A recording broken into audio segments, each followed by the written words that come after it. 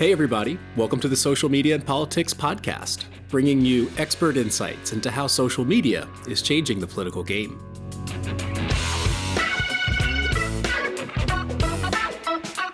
I'm your host, Michael Becerra, Assistant Professor of Communication and Media at Lund University.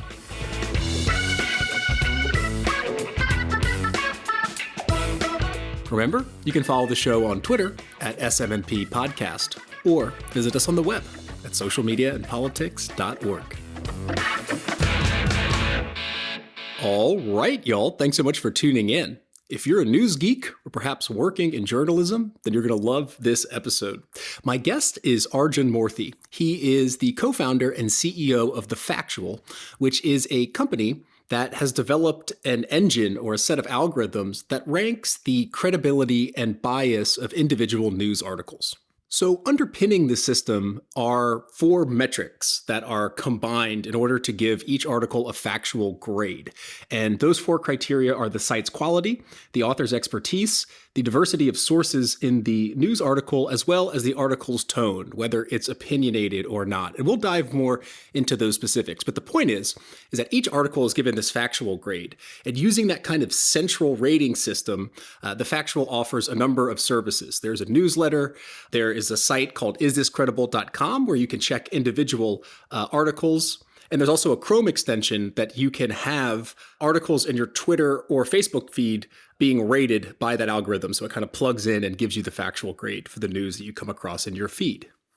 And I think this is really interesting on a couple fronts. One is that the system is not designed to be a fact checker, which is one of the kind of trending approaches towards trying to stop disinformation. It's not about verifying facts. It's more about trying to rate articles based on how dry and how balanced the coverage is. And there's a market for that. The second thing I think is interesting is that I like to do this from time to time on the podcast, is to talk to people who build systems that are designed in a way that's different from the mainstream social media platforms. So we did an episode a while back with PDVid, which was kind of an alternative video aggregator from YouTube. And The Factual is very much a similar idea in that it's a different type of news aggregator where it doesn't optimize for engagement. And that's the key difference between social media platforms with news on them like Reddit or Twitter or Facebook. Visibility is often decided by how popular articles are based on the user community. And obviously, that's very easy to game. So in other words, what happens when you change the incentive structures around how news is presented and how news is engaged with? And as I'll talk about, there seems to be some interesting things going on with anonymity, which we tend to think would increase the trolling and incivility of a conversation. But when you remove that engagement incentive structure, it seems to have quite the opposite effect. So all in all, really interesting. I love this conversation. Arjun has some great sound quality because he is also a podcaster. He hosts the Unbiased podcast, which is one of the services that The Factual offers. To be clear, this is not a plug or a promo for the service itself, but if you would like to check it out, you can go to thefactual.com or play with the rating system on isthiscredible.com. But without further ado, let me turn it over to Arjun Moorthy. Again, he is the CEO of The Factual. Arjun, thanks for taking the time out and welcome to the Social Media and Politics Podcast. Thanks very much for having me, Michael. I'm looking forward to this. And as I mentioned on email, slightly intimidated, but excited to have the conversation. Nothing to be intimidated about. But why don't we start out by discussing a bit of the motivations behind developing The Factual before kind of getting into the specifics of the system itself? Because, I mean, there's been so much focus recently on fact-checking news. And from what I've read about The Factual so far, it seems less about verifying individual facts and more about scoring articles for their source credibility and level of opinion. So why did you decide to develop The Factual? And what are the key drivers for what the system aims to accomplish? Sure. If any startup founder is being totally honest, the reasons for starting a company are usually equal parts arrogance and naivety. You think you can solve a problem, usually using some sort of technology, and you're like, yeah, how hard could it be? And then you get in and you're like, oh my God, this is way, way harder than I thought.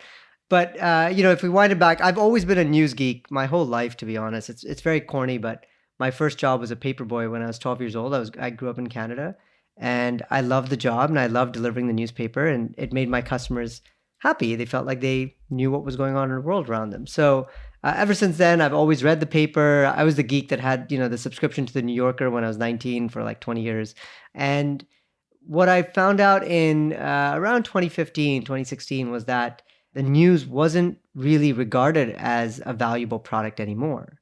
So here was this thing that I grew up loving and thought that it was really, when it was done well, it made people happy and less anxious about the world. And now people just only spoke about the news in very bad terms and felt like it was completely worthless and just making them unhappy. And so I thought, well, I just exited the last startup I was at, which was a company called HubSpot. It was a great company and phenomenal people that I worked with there. And so I thought, okay, here's my chance to do something that is really close to my heart. If I can do something to help the news business, which I feel is so important, then that would be a good thing to do. And so I met my co-founder, the CTO, and we had some ideas about how we could apply technology to improve the quality of news that people were receiving. And we jumped into it, and boy, it was tough. It took us a few years before we found product market fit, before we had a technology and then a product that people really wanted and were willing to pay for. But that's how we got into it. And in terms of what are the signals that we look for in our rating system, so you're absolutely right, Michael. We don't verify individual facts using an algorithm. In fact, I would argue it is extremely difficult for any algorithm to verify an individual fact in a scalable manner. Computers are not great at saying whether something is true or false. Computers are good at saying whether something has a high probability of being true or false. And so that's really sort of the core behind our engine. It can't say whether any individual fact in an article is true or false. It can say that an article in aggregate has a high probability of being highly credible, highly informative, or has a low probability of being highly credible and highly informative. And the way we determine that probability is we look at four major categories of signals. At a very high level, the thesis that we had was when it comes to news, most news feeds in the world are driven by some sort of popularity. So likes, hearts, tweets, backlinks, something or the other like that. But when it comes to news, it's not necessarily true that popular articles are the most credible articles. And as we all know, in the last 5 to 10 years, sometimes the most popular articles are actually not particularly credible. They're quite inflammatory. And so when we set out to build our algorithm, we said, let us not worry about popularity signals. So when we designed the algorithm, we picked these four factors. We didn't care about popularity. What we did care about was, one, how well researched an article is. So we looked at quotes and links. And when we look at links, it's kind of like Google's PageRank algorithm in reverse. So, PageRank with Google is who links to you, and then Google determines how authoritative you are. Well, we care about who do you link to and how authoritative are they. And so a big algorithm around linking and quotes. And we basically give an article an evidence score or a sources score. Then we have a second factor, which is how opinionated or neutral is the tone of writing. And so here we use a natural language processing algorithm that looks at an article and effectively scores how emotional the content is. It's not necessarily sentiment analysis. It's not whether it's positive or negative. We don't necessarily care about that. What we care about is how emotional the words are, or are they fairly neutral? And so it's a big, giant grammar engine, if you will. And so we get a score for how opinionated or not something is. And that really stems from the fact that, people said, I feel like news is overly opinionated these days. I'd like something to not be very opinionated. I'd like to reach my own conclusions given the facts. So that's why those two factors were chosen. Get all the facts without a whole lot of opinion. Then the next factor is how authoritative or how much of a topical expert is the journalist. And so for this, every article that we rate is classified into a number of topic areas, and that journalist is tagged for that. And then our system over time starts to build a reputation grade for each journalist on what topics they write on. And do their previous articles, are they highly opinionated or not, and are they well-sourced or not? And so that generates an expertise rating over time. And at this point, we have a database of about 50,000 journalists and what they are experts at. So that's another fancy way of saying we're basically looking for beat reporters, people who cover something consistently, deeply will score well in our system. And then finally, the last is a source reputation score, which is effectively an average score for all the articles scored for a site, and it floats over time, so it allows it to go up and down, allowing a site to get better or worse, depending on the content they're putting out. We take all those four factors, we combine them in different ratios depending on the kinds of articles that we have. So political articles are weighted slightly differently than a sports article, for example. And then it spits out a number from 1 to 100, which is our very simplistic way of saying, is this article highly informative or not? And what we colloquially tell everyone, all of our tens of thousands of readers, is if it has a better than 75% grade, it's probably going to be quite informative. Right. And I want to dive into kind of the back end of each of those criteria. But first, I'd like to ask you more about kind of the, topical scope, because Facebook tried something not necessarily the exact same, but they had this news curation project back in 2016 where they contracted these 25 journalists to kind of promote news in this trending news feature that's long been scrapped since then. There's been a lot of controversy around that project. So maybe, as you were saying about popularity, that was probably one of the key drivers for those decisions. But in your view, why was that kind of news curation project flawed from Facebook's side? And how does the factual try to avoid some of the shortcomings that they had there? So I don't know a ton about that particular project, or rather, I think I've forgotten about it because it's been a few years now. What I would say is that any system which is largely driven by people is going to be prone to bias. And while our algorithm, of course, was designed by people, my co-founder and myself, and I can talk a little bit about how we did our best to keep our biases out of the algorithm. But the point is that we have a consistent methodology of story selection, topic selection, and a methodology that's transparent. A methodology that also makes it more probable that stories from across the political spectrum are going to be surfaced. My recollection of Facebook's efforts is that first, if it's driven by humans, you're subject to sort of the collective biases of those people.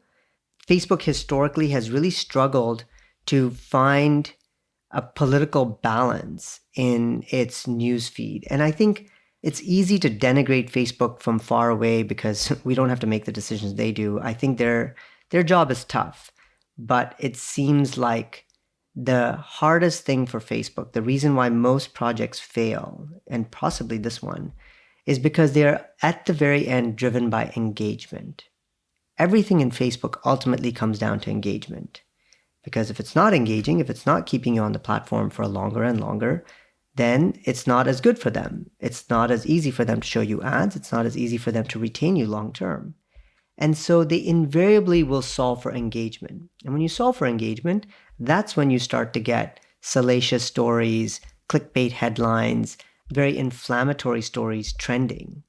If you try to trend, the most factual stories, they're kind of boring, to be honest. News, when it's done well, is a bit dull. It's just supposed to tell you what happened. It's not salacious. That doesn't do very well for engagement. So I suspect that in Facebook's case, those are some of the things, having humans which are biased, they're not transparent themselves. So you're like, well, why did this story? Why not this story? Aren't you guys biased about this or that? And then, frankly, if it's not salacious or gossipy or clickbaity, it can't get the engagement. And eventually, Facebook management is going to say, why are we doing this? No one really seems to care about it. It doesn't seem to keep people. Let's get rid of it. In the factual, we don't care about engagement in the same way.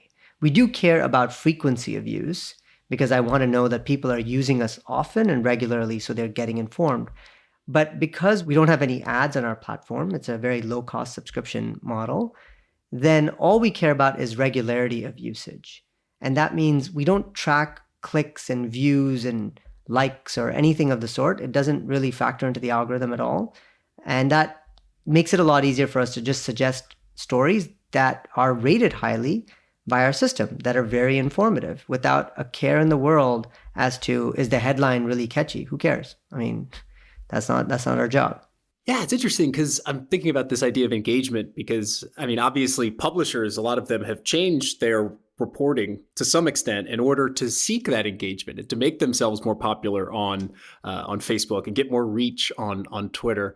Whereas I guess because the factual isn't publishing news on its own, right? It's a kind of a news aggregator. It doesn't have to optimize for engagement. And so I'm wondering, are your subscribers, are you catering to a group that's actually looking for this type of very balanced, maybe less salacious, perhaps boring news, that's actually what they're willing to pay for, is the news that is a little bit dry? Yeah, I think that's exactly it, Michael. What shocks people is that the segment who want just plain old news is so immensely huge. Most people have this assumption about humans that we want the gossip and the salaciousness. And the truth is we all kind of like it. It's fun. Yeah, who wouldn't say that? But to have it every day after day on stories that are really important. This isn't Will Smith at the Oscars. This is important stuff around, border security or Medicare policy or foreign policy or any of these sorts of things. Then when those are turned into entertainment like stories, that sets off people's radar. Like, I don't feel like I'm getting the facts here. I feel like you're leading me to a conclusion. And that really breaks people's trust. And so the biggest aha that we have at The Factual is that the people who read and subscribe to The Factual are an incredible cross-section of the US. We do have international users as well, although I must admit we're very heavily US at this point.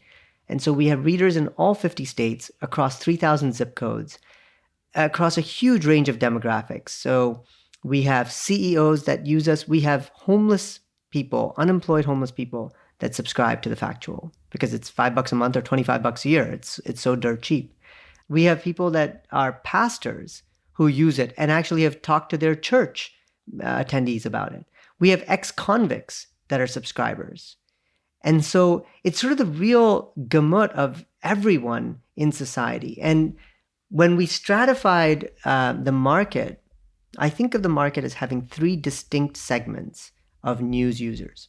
The first is loyalists, people who really love some brand or some journalist. The New York Times, Wall Street Journal, Glenn Greenwald, Matt Taibbi, whatever. Someone Substack, somewhere, they really love it and they pay for it. Wonderful. There's about 20 million people of those, and all brands should play to their core audiences that they have to because it's a very tough marketplace. There's about 140 million people in the United States that frankly just don't care about news. They'll read whatever. It's in their feed, sure. TikTok, Facebook, I don't care. Swipe, swipe, swipe, read. Great. By all means, monetize them with salacious stuff, ad-driven content, I don't care. But between these two segments are 100 million people that we call informed readers. And all they want is just give me the facts, cut out the spin, show me the angles, and then let me reach my own conclusions. Do it quickly. Don't waste my time.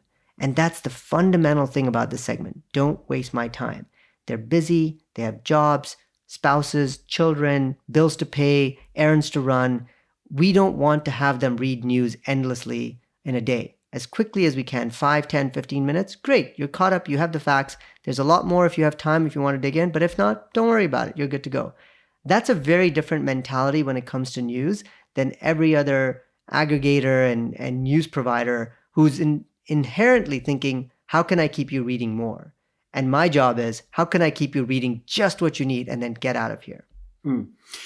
And so let's talk a little bit about the criteria and kind of how they're operationalized, because I think there's quite a few academics who are working on trying to classify news articles automatically, which is kind of what The Factual is doing under the hood. And you've mentioned the criteria already, but maybe we can take these first two ones together, which are the site reputation and journalist expertise. And I mean, why are these key metrics at the level of individual articles, and how are they actually calculated? Yeah. So the reason that we wanted our system to calculate at an article level rather than a source level is because any source is a collection of reporters. Some are great at their job, some maybe not so much. And to have a single coarse metric to say a source is good or bad, we thought would really lend to just broad generalizations, would miss out on great writing. So one of the hypotheses that my co-founder and I had when we started is that there is great journalism in the world today. There are amazing reporters who do the hard work of deeply researching topic and give their readers and their audience complete context, or as much context as they can, on why something happened and how to connect the dots. That's the kind of journalism that we loved, and we wanted to make sure that we would surface. So we always saw our job as being a search engine. Find great news. We're not writing news ourselves. We're not journalists. We're a bunch of tech guys. So it was find great news. And we thought when we operate at the article level, we were more likely to find it. In terms of the criteria you mentioned, so on the opinionated side, as I said, when we talk to people and said, what do you want to see in news? Like what makes for good news for you? And we talked to lots and lots of people, and they said kind of the same four things over and over again, which is the four factors. So they said, I want something that's really well researched. I mean, isn't news supposed to be all about evidence?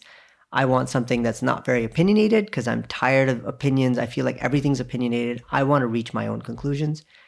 I want something that's written by a topical expert. I don't want something that, is written by a guy who writes on sports one day and politics the next day, or is sitting in Macedonia and pumping out a bunch of spam. I want someone who really knows what they're talking about. And then I'd like it to be from a reputable source.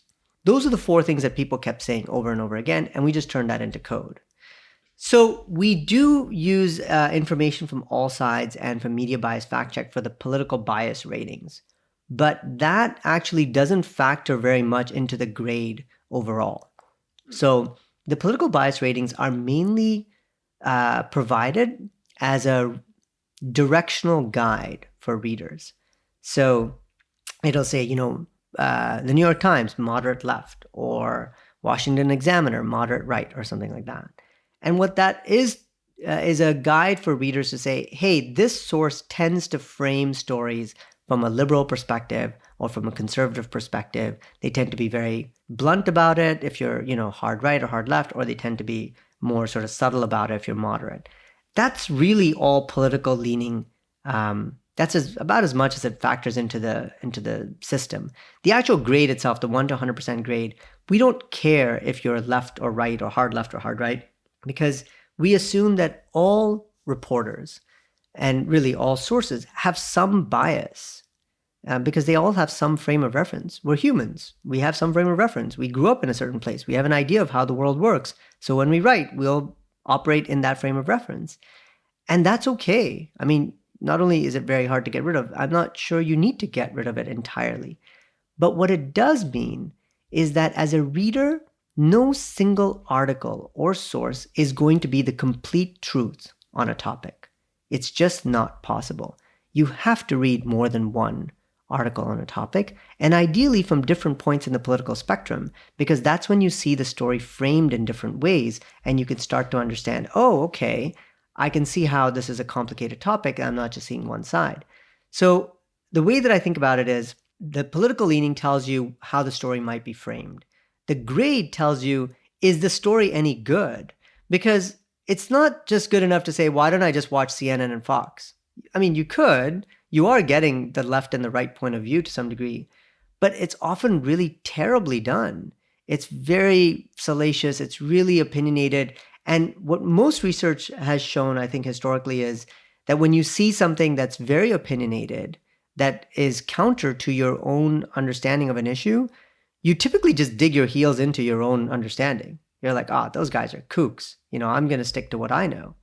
But if you read a different point of view that's very well done, it's informative, it's thoughtful, it's not very opinionated, then you're more likely to open up your mind and say, I hadn't thought of it that way. I mean, I don't know if I agree with it, but that's kind of interesting how you can see it in a different direction.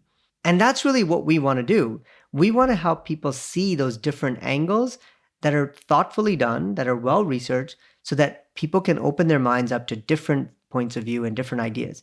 You don't have to change your mind. And frankly speaking, I don't think our service will necessarily change people's minds in a lot of cases.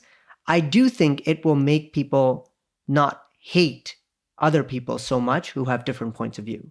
Because you'll understand, okay, I can get why you have a different point of view on this. I don't have to agree with it, but I don't think you're crazy. I can understand your logic. That's really what we're trying to do at the end of the day. And I thought one of the cool things, so there's a bunch of different services that I've talked about in the introduction. There's the website, Is This Credible, where you can check individual articles, but there's also the platform. And when I was on the platform, what I thought was really cool is that, I forget exactly what the terminology is, so you might have to correct me, but you're able to find, like, by using this constant factual grade, and not really paying attention to the source as much, you can basically discover news that's kind of under visible or underreported. So basically, you might have a very, very high ranking article from a less known source, but that's something that your platform will promote because it's detecting what are getting the highest factual grades. And I thought that was cool because there was some interesting stories there that I would have missed absolutely by because I wouldn't know how to search for them or the aggregators I go to wouldn't normally display those sources. So I think there is some really cool value to having a standard metric that's kind of source agnostic to an extent, except with the source reputation being built in there. That's right. Yeah. And that sort of goes to that initial thesis that I was saying that, there is great journalism in the world today. It's just hard to find because there's so much terrible journalism and highly popular journalism that dominates the airwaves. So our system groups all articles into topics. And so, for example, if, last week, probably the biggest story in the country was Judge Ketanji Brown Jackson being nominated to the Supreme Court. So there was thousands of articles on her nomination, which is great. So we grouped them all into topic pages. If you want to go into KBJ's nomination, here's all the stuff. And that by grouping into topics, we can, about 95% of news sort of groups into topic pages. And then about 5% doesn't group into topic pages. And that's where it gets really interesting. It's like, this one story doesn't seem to fit in anywhere else and is really highly rated. Is that something that's interesting? And that's how it sort of shows up in the underreported section. And you find amazing stuff. And frankly, most people in the news business know this, that the news is sort of a feeder system. A lot of times the smaller outlets, regional or local or specialty magazines or something, will pick up a story and they'll be the first to report on it. It'll be very interesting. And then sort of the bigger outlets will say, oh, that's cool that they did that. Let's do a bigger piece or let's run that and add some of our flavor to it. And then eventually it becomes a topic. So by doing underreported, you find really interesting stuff, sometimes really challenging assumptions on stories. And that's the kind of stuff that our system tends to surface more. Yeah, they're super cool. And so I went on to the isthiscredible.com and checked a few articles just to see, how is this ranking? And it seemed like it worked out. I mean, I put a bunch of opinion pieces in there and it was ranked as highly opinionated. So something's working there with the NLP. But I had a question that I'm sure some of the academics listening are thinking about, and it's how do you go about actually validating the scores to kind of make sure that they're accurate? So like if an article gets a 95% on the factual grade, is there kind of a human step to go in and help train the algorithm to say, yes, you're on the right track, or no, you're not? Yeah, it's not, I wouldn't say it's terribly regimented because, we've built this algorithm now. It's been in operation for about 4 years. And we really, most of the pure technical work on the algorithm was done, I want to say more than 2 years ago. So it's been very stable for at least 2 years. And periodically we will tweak it when we get feedback or we see something that looks off. And so what I mean by it's not very regimented, it's not like I have a review session of here are the, top 10 that were rated high and low, and let's take a look and see what was on and what was off on it. But once in a while, we'll see something. We have editors who help polish up our daily newsletter, which is sort of our flagship product because it makes it so easy to get caught up. So nearly everyone signs up for the newsletter. That's where they start. And so in the newsletter, what we do is the algorithm spits out all its recommendations for what should be in the newsletter and what are the best viewpoints and blah, blah, blah. And then we have editors that go in and review it and check that the algorithm didn't get anything wrong, make sure that if it's suggesting multiple perspectives, that they are different perspectives versus effectively the same, et cetera.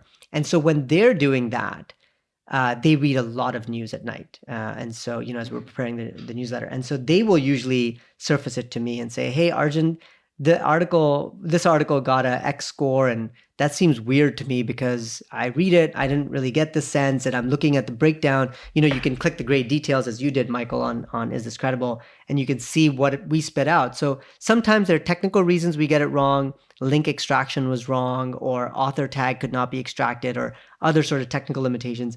Sometimes the system just gets it wrong. The NLP engine, it's good, but it needs tweaking sometimes. There are just words and phrases it misunderstands. It doesn't quite get context on some phrasing. And so usually one of the harder things to get for our NLP engine is sarcasm, because sarcasm, you sort of have to have wit. You have to be human to pick up on it. Otherwise, it just looks like a bunch of words, and it doesn't necessarily drip with emotion. And so sometimes it'll get it wrong. So when we see that, then we look at it, and then my co-founder and I will go and analyze it and say, okay, what are the telltale signs that this was emotional? Did we miss something? Is there something we need to tweak in the dictionary? Because there's basically a giant dictionary, or the grammar rules that we use, etc. And yeah, it's a little bit of a patchwork, but the original training set that we used was really bland writing, typically Reuters, or sometimes even just text passages. I think we used some from proceedings document. I want to say, I don't know if I used C-SPAN or something, but it was like really bland stuff just to teach the system that if you're just trying to pump out, text, this is what it looks like, but without sort of leading the witness. But Reuters was a very helpful training set in that regard. Not so much AP, actually. I'd say Reuters was the blandest of all. Yeah, I have some questions about this kind of cumulative effect of running the algorithm. But first, I'm curious, where do you get the news articles from? Because you get 10,000 articles per day. How do you actually access those articles to feed into the system? Yeah, so we basically have a crawler, much like a Google Spider, and it crawls a bunch of sites. It also fetches articles from Twitter feeds or RSS feeds. Usually RSS is probably the biggest input that we have, and a lot of news sites still make a lot of their articles available from RSS. So our engine can access it, fetch the articles, and because we are effectively a search engine, we are treated the same way a Google Spider is, which is that sites want us to index them. So we are able to fetch the articles, analyze, index, all that stuff. But we ourselves never serve up an article. We're always an aggregator in that sense. We provide a link, maybe a little snippet, but we're always driving traffic back to those sources. And that's very important because we want those sources to get the credit. They did the work, right? So we're just saying we apply a layer on top to find great stuff, but we want to send you back to the people that did all the great work. So that's how we get all the news every day. Interesting, which is kind of more how there's all these discussions around Web 3.0 and whatnot. We've talked a bit about on the podcast, where I think this is kind of the more pure form of how the web should work, right? Linking back and aggregating rather than kind of platformizing the news. Yeah, I don't have a strong opinion yet on Web3. I'm still in a learning phase and reading about it. So I don't know yet if it is highly applicable to what we do. There is one part that's interesting. So I don't know if you noticed, Michael, we have discussions on thefactual.com. So from our daily newsletter and our app and the website, there's a daily poll and discussion on some trending topics. So I think yesterday's was about private space flight travel, because it was the first all private crew that docked at the space station, and whether it was ethical given what we have in this day and age. And I think today's has to do with former President Trump's culpability on the January 6th attack. And basically the committee saying that he is culpable, but it's unclear whether the DOJ will charge him. So we ask a question in a very simple manner with a yes, no, unsure sort of methodology. So should President Trump be prosecuted? Yes, no, unsure. And what's very interesting is that the way we do these discussions shows how you can have really thoughtful discourse and disagreement that's civil if the incentives are done right. And so I'll tie this back to Web3 in a second, but the long and short of it is, at least for us, we didn't need anything fancy like Web3. So when you vote on a poll in The Factual and you have an optional comment on why you voted this way, first of all, it's all anonymous. And that makes it much more plausible that people will vote honestly without fear of political backlash or, fighting with their family or getting fired at their company or anything of the sort. So they really vote and talk how they want to. But behind the scenes, our system rates comments for insight and quality just like it does articles. So it looks at tonal analysis, it looks at length, it looks at whether they're sources. It also looks at a very interesting signal, which is, does this commenter, even though they're anonymous, do they have a pattern of reading consistently? The thesis being, if you read news consistently, you might know something. And if you don't read news consistently, maybe you don't know anything. And so the idea is we want to surface comments from people who know something. It's not about whether you have a PhD from some fancy university. It's, are you a habitual reader? Not do you read 100 articles in a day? I don't care about that. Do you read regularly? Is that part of your modus operandi? And what we found is that when we use all these signals, we find really good and thoughtful commentary. It's not inflammatory, it's insightful. And you can see different points of view. And we have a like button equivalent. It's called a respect button. It's kind of a cutesy thing, but the idea is, you can respect something even if you disagree with it. And we do little things like when you respect a comment, there is no counter. You don't see that a comment has 5 respects or 6 respects. You respected it. Great. The recipient will find out how many respects they get, but nobody else will know.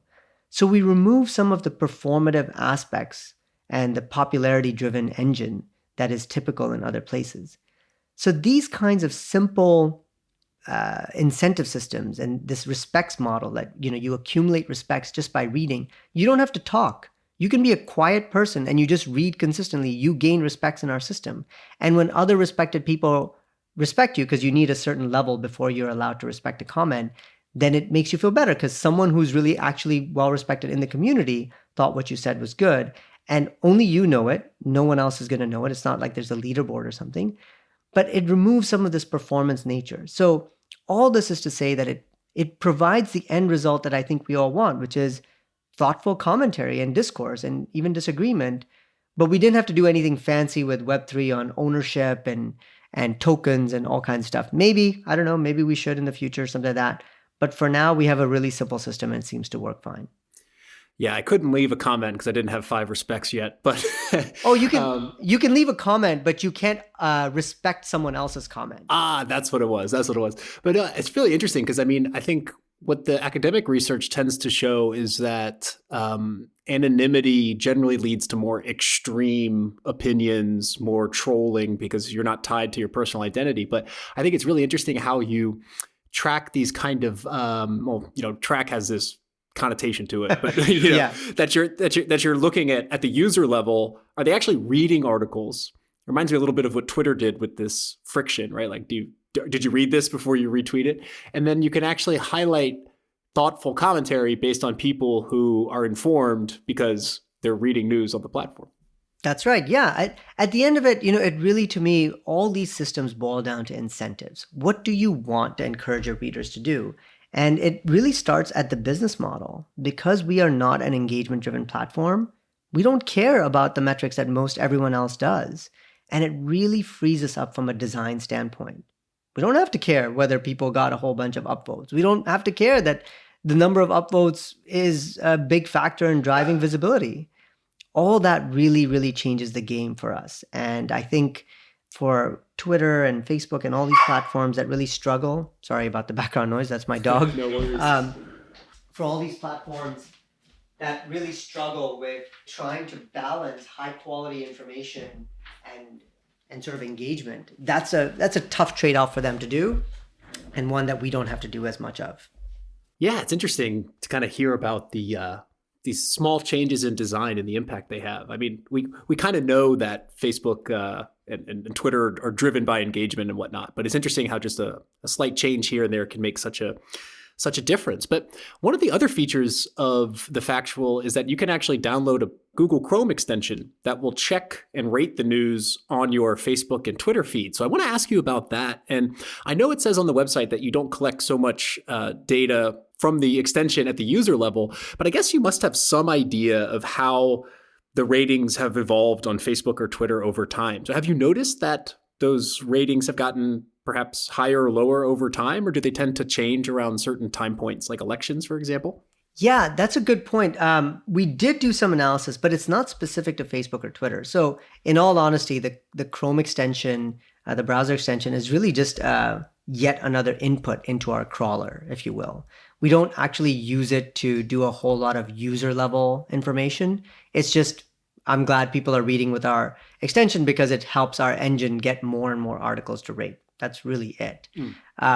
In terms of have scores gone up or down on these platforms over time, because the platforms have such different feeds for any person, I think taking the data based on what our Chrome extension users see and saying, let's extrapolate from that and say, therefore, this is what's happening on those platforms, That might be a little dicey because I don't know for sure that people who use our Chrome extensions are necessarily representative of what everyone is seeing on those platforms. I don't think we've gone there yet. What we do, however, is when we look at our whole corpus of data, which is, like I said, about 10,000 articles a day, and now we've rated over 10 million articles, we can do all kinds of trend analysis. So we can look at all the articles from a source or all the articles on a topic and say what's been going on with those grades. So some of the really interesting things are during the elections, we would look at how grades have been trending, especially by topic or even just generally on political news. And they generally dropped a lot when the election started. This was, I think, I want to remember when this was. This was the primaries, 2020, just before all the pandemic stuff. We started to do a whole bunch of analysis. And oh my goodness, there was like a steep drop in the quality of writing because reporters were pounding out so much political news because it was hot. People wanted to read it. And it was really quite poor on average. So we definitely have seen trends like that. But I couldn't extrapolate to say whether Facebook or Twitter are any worse than what you would see elsewhere. Gotcha. And I mean, I think as anyone who's worked with trying to do anything automated, that, it really depends on the quality of the input data.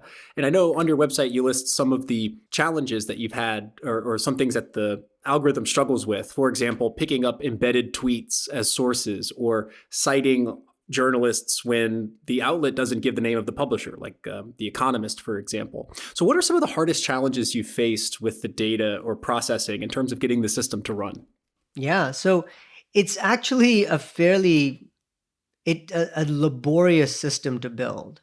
I think, conceptually, you're like, okay, yeah, you extract a bunch of factors, you run some algorithms, you spit out a rating, I got it, The actual work on making it happen is brutal. And it starts with the very basic observation that there is no standard in metadata for how news is done. There is no standard author tag or source tag or date tag or anything. And so our system had to be tuned heavily, oftentimes per source. We had to go in and make sure that our extraction engine was pulling the metadata correctly for that source. And luckily, sources don't change their format too often. So it generally, once you've done it, you're done with that source. But, as we scale over time, it's the kind of maintenance that you have to do to make sure that all the information is correctly extracted. And then there are just limitations that are somewhat by design as well. So, well, there are environmental limitations. For example, our engine only understands English at this point. So non-English speaking, we can't rate yet. We could do the link analysis, of course, and to some degree a quote analysis, but not tone analysis, for example.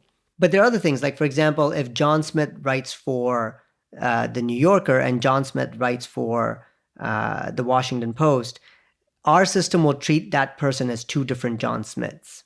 It can't know that those are the same reporters.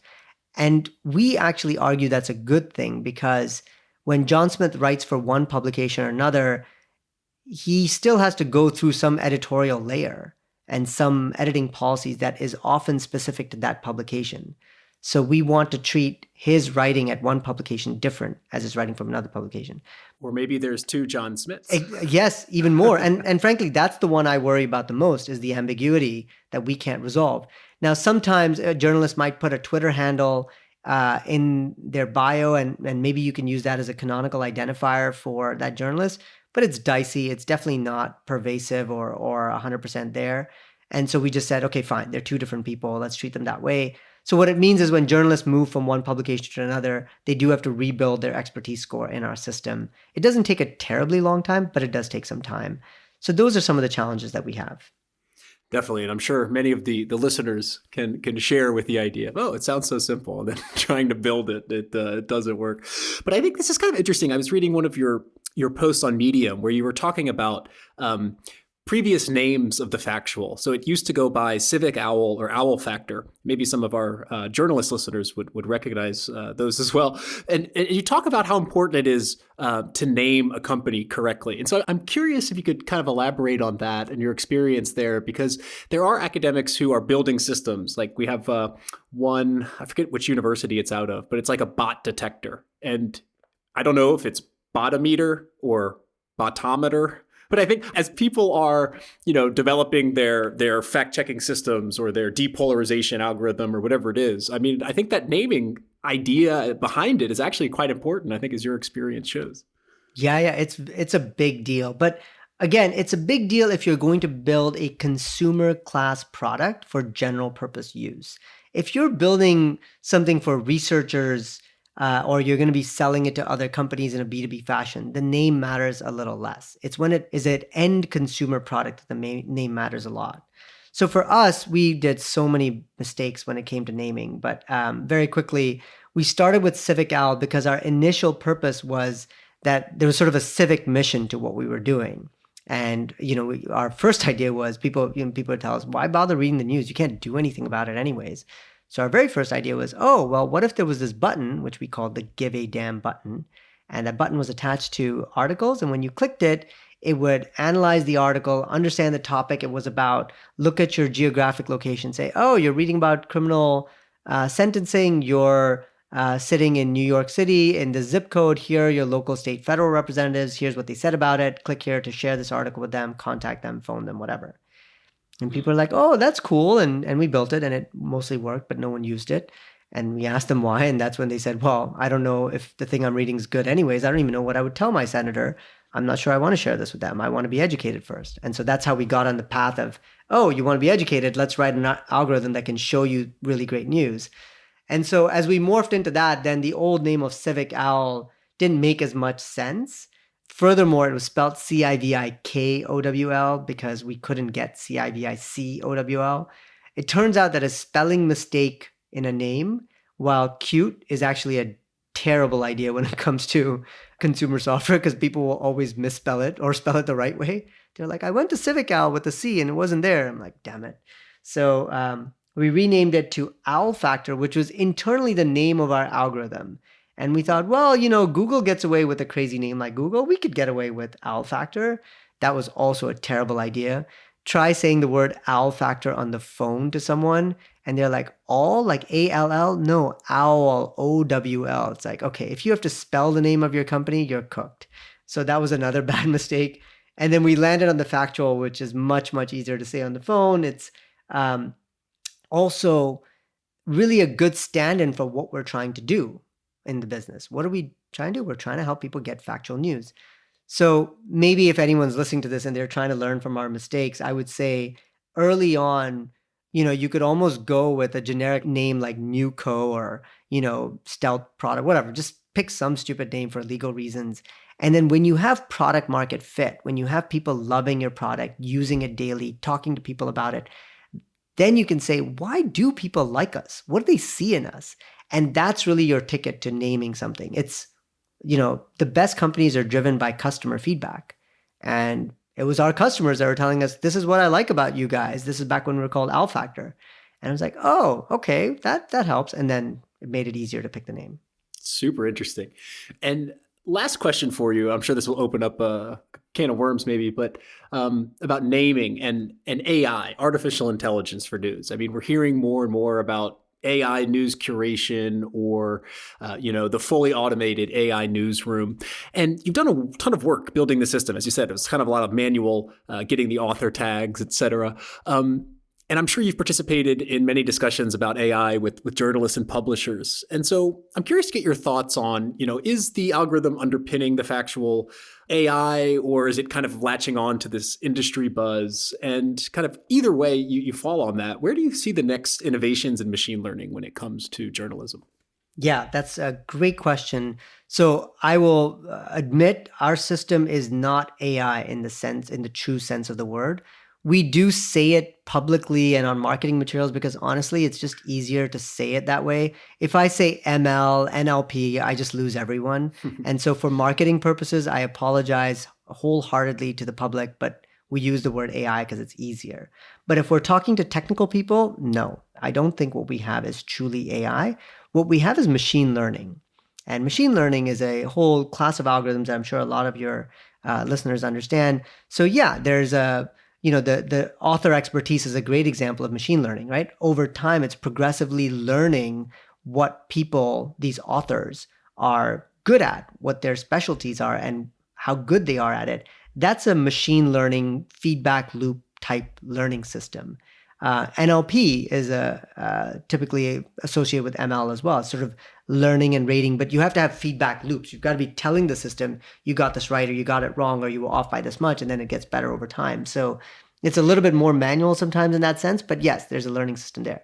But other parts are deterministic. So for example, the evidence scoring system on links and quotes is more deterministic. It's not truly an ML system. It's not like it's learning over time what is a more evidenced article. It's just, it rates how much you have. And the more you have, the better you have. There's sort of a bunch of math applied to it so that they're diminishing returns. It's not like an article with 40 links is much, much better than one with 35 links, for example, or something like that. So there's some math behind the scenes, but it's more deterministic than I would say it's a feedback loop model. So yeah, I would say we are a mixture of ML algorithms, NLP algorithms, and deterministic modeling and mathematics. I wouldn't say we are truly AI in the sense of it doesn't really know. I guess maybe it depends on what you think is AI. I think of AI as a very powerful system that really understands what it's doing, has a concept, can intuit or posit conclusions that the designers never expected. And I don't think I can really say our system does that. Maybe, I don't know, maybe my co-founder will correct me. I don't think we really do. And so, yeah, I think for people that are technical, I would be much more cautious with using those terms. Yeah, no, I think, one interpretation of AI in journalism would be to self-write the news, right? Have a system that develops headlines. Yeah. And Google has this, right? It's this TP3 or whatever it's called, which is just just NLP. I think I agree with you that I think the key marker of AI is when it does something that no one predicts, or it does something that seems counterintuitive, but then the AI turns out to be correct in the end. And I don't think many systems have made that jump. I think that's right. And yeah, and to the second part of your question, sorry, I didn't answer that earlier. What does the future hold? Of course, it's anyone's guess. I think that the future holds that you want a combination of humans and machines involved in the news, and each playing to its strengths. So the strength of a machine and algorithms is that it can process tons and tons of information quickly, and it can do it in a consistent manner. And with our exploding information landscape, we're rating 10,000 articles a day, and arguably once we go to international languages, it's going to be 3 to 4x that at least. It's just too much for humans to keep up with. You need engines and machines and algorithms to make sense of the madness. But the strength that humans bring, that at least to date machines cannot do, is humans really understand context. Okay, let's say that an AI can write an article saying there was a skirmish today in the West Bank and a rocket was fired and 7 Palestinians were killed, or 5 Israeli soldiers were killed. And this is what happened. Okay, great. That's true. So what? What is that? How is that helping me understand what's going on? You need the context and the history, what came before, what might have happened after, who said what did they say? How does it relate to what happened last week or last month or last year? And is it related to that treaty discussion that's going on between the governments or, whatever other thing? That kind of rich context is so critical for news. And I submit that at least as of this moment, I don't think AI can do that very well. But humans can. We're good at that stuff. And that's where I think we want the pairing of machines and humans. Let the machines sort out the good from the bad. Let them cut out the crap. Let them help journalists find important and informative sources and information, but then let humans do the stitching and pull the context together to make it the most useful for the reader.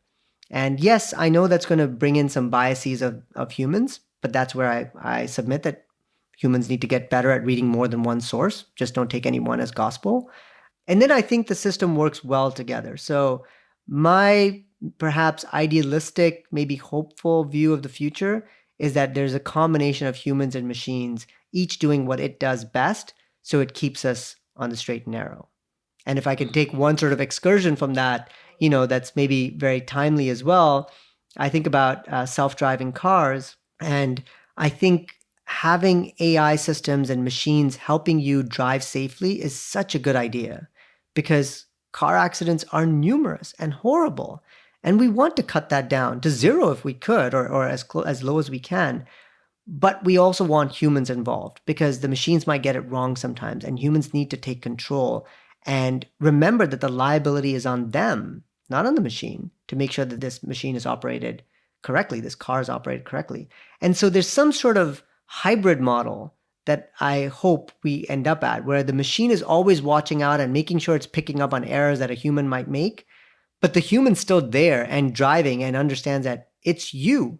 You have to drive this thing and make sure that no one gets hurt from one end, from point A to point B as you drive. Then I think we reduce fatalities while still keeping humans engaged with what they're doing. Yeah, thinking about humans and machines, I mean, there's no harm in having a machine rank some news for you and then you to draw your own conclusions from it. So, Arjun, thanks so much for taking the time out and sharing your insights with us. Thank you very much, Michael. This was really a pleasure and appreciate the very thoughtful questions. I hope everyone listening got a lot out of it as well. I've just been speaking with Arjun Moorthy, co-founder and CEO of The Factual. There'll be some links down in the episode description, as well as a link to the Unbiased podcast. And that's a wrap for this episode of the Social Media and Politics podcast. Thank you so much for tuning in, and special thanks to Evan for hooking up this episode.